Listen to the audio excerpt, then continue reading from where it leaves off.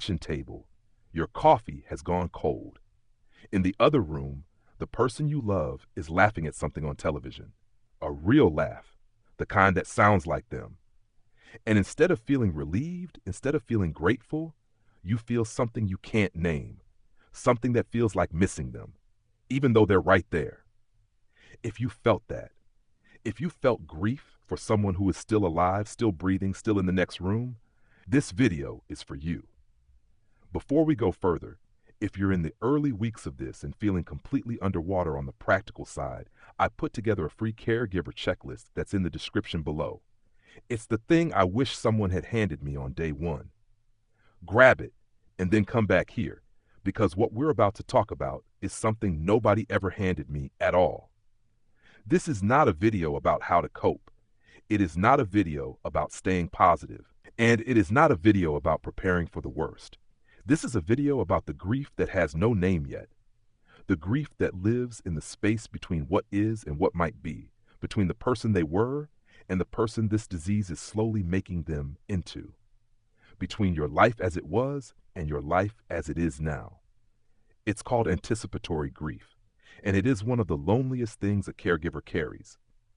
There's something I want to come back to near the end of this, something about what this grief is actually telling you, not what you'd expect. Hold on to that. The first thing to understand is this: you are not grieving your person. You are grieving a future.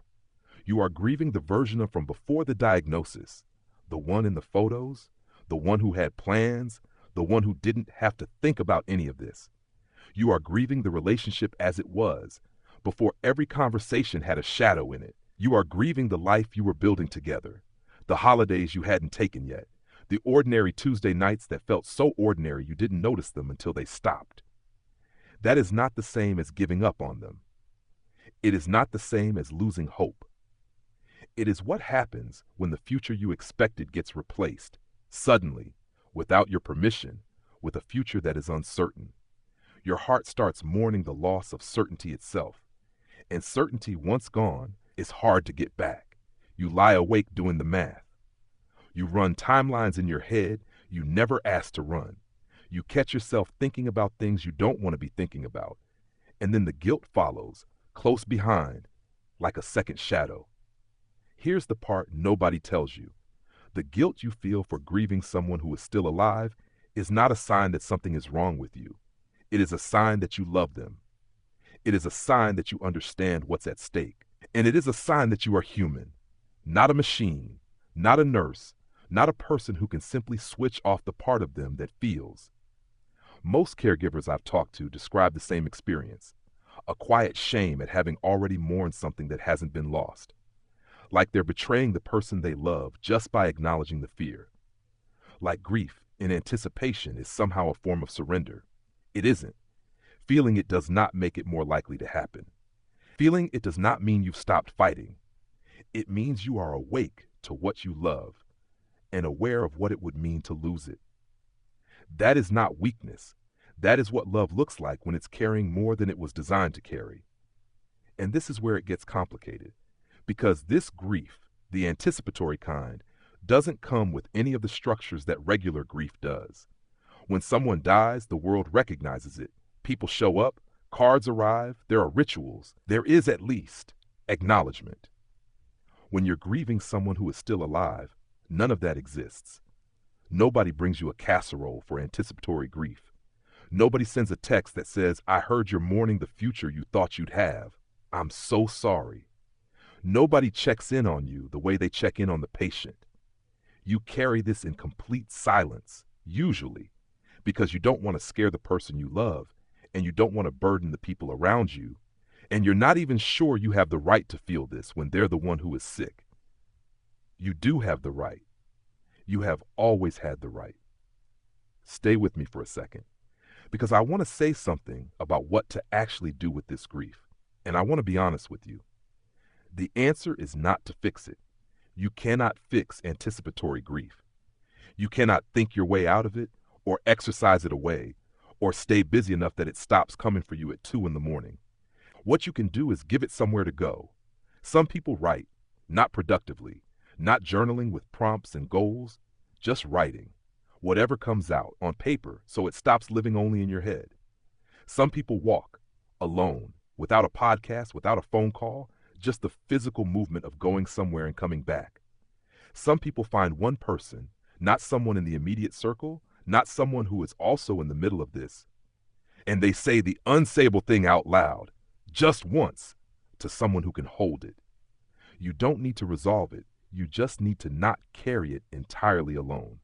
I put together a free checklist for caregivers in the description below. It's focused on the practical side of the early weeks because sometimes your brain needs a list before it can do anything else. That's what it's there for. Grab it. And now here's what I said I'd come back to. This grief, the anticipatory kind, the one with no name and no casseroles and no one asking how you're doing, is not a sign that you've given up on them. It is not a failure of faith or hope or love. It is the shape of how much you love them.